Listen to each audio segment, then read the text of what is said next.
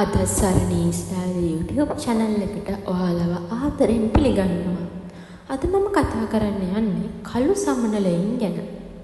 ඉතින් ඔයා කවදා හරි දැකලා තියෙනවද නැත්නම් ඔයාට කවදා හරි හිතිලා තියෙනවද ඇයි සමහර වෙලාවට කළු සමනලයෝ ඔයාට පේන්නේ කියලා?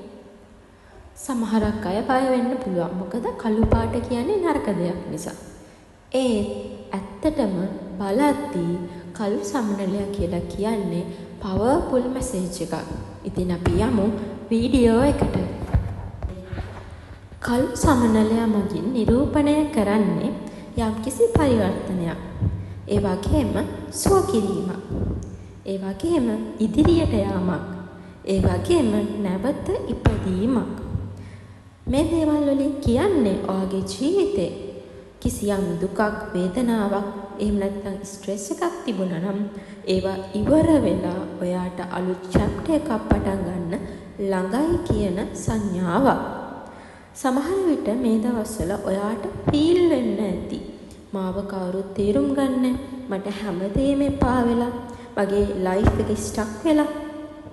ඇත්තටම කළු සමනලයා කියන්නේ හැමදේම අතහැරලා දාලා ඉන්න එපා. සමනලයෙක් වෙන්න කලින් සමනලයා කැටපිලර් කෙනෙක්. අඳුරු කොකෝන් එකක් ඇතුලේ කාලයක් ගත කරනවා. ඒකෙන් පස්සේ තමයි එයාට ලස්සන වින්ස් එක එයා එළියට එන්නේ. ඒ වගේම තමයි ඔයාට මේ ගෙවෙන්නේ හරිම අමාරු කාලයක් වෙන්න ඇති. මේ පේන් එක වාගේ රියල් නැති. ඒ යුනිවර්ස් එක ඔයාව රෙඩි කරන්නේ ස්ට්‍රෝං වර්ෂන් එකකට. කළු සමනලෙක් ළඟින් ගියා නම් ඒන අදහස් වෙන්නේ ඔයාගේ ජීවිතයේ තියෙන නෙගටිව් එනර්ජි ලීව් වෙනවා කියන දේ. ඒ වගේම ඔයාගේ වටේ ඉන්න විෂ සහිත මිනිස්සු ඔයාගෙන් ඈත් වෙනවා. ඔයාගේ ආත්මය සුවපත් වෙනවා. ඒ වගේම ඔයාට අලුත් ආරම්භයක් ලැබෙනවා. ඉතින් සමහරක් වෙලාවට සමහරක් දේවල් සමහර අවසානයන් ගොඩක් පේන්ෆුල් ඒවා වෙන්න පුළුවන්. නමුත් හැම අවසානයක්ම අවසානයක් නෙමෙයි. හැම අවසානයක්ම ආරක්ෂාවක් වෙන්නත් පුළුවන්.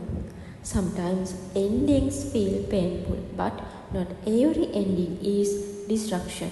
Some endings are protection. ඔයාට අහිමුණු දේවල්, ඔයාට රිදවපු මිනිස්සු, ඔයා අඬපු රෑවල් හැමදේම ඔයාව ස්ට්‍රෝංග කෙනෙක් කරන්න ආපු lessons. කළු සමනලයා ඔයාට මතක් කරනවා ඔයාගේ ස්ටෝරි එක තවම එන්ඩ් එකට ආවේ නැහැ. ඔයාගේ හොඳම දවස් ඉස්සරහට එනවා. ඉතින් ඉදිරියටම යන්න. ඒ නිසා ඔයා ආපහු next time එකේ කළු සමනලයෙක් දැක්කොත් බය වෙන්න එපා. ඔයා සතුටු වෙන්න, ඔයා හිතන්න something in my life is changing for the better. ඔයාගේ ජීවිතේ හැමදේම හොඳ විදියට වෙයි. විශ්වාස කරන්න, විශ්වාසයෙන් ඉන්න.